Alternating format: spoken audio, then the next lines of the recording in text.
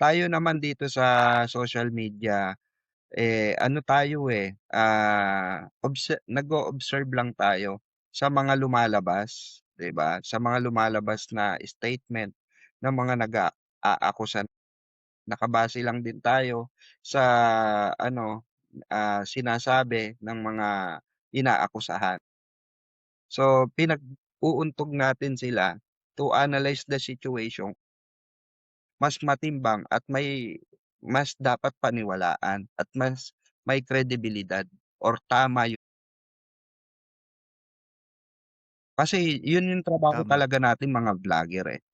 Hindi lang basta tayo one-sided 'pag sinabing loyalista ka, pro BBM ka, BBM vlogger ka o Mm. dilawan vlogger ka, piklawan vlogger ka, naandun lang. Hindi, dapat kailangan nating maging balanse rin sa pagbabalita kasi bilang isang, social media, vlogger, meron tayong kaakibat na responsibilidad kagaya ng mga mainstream media.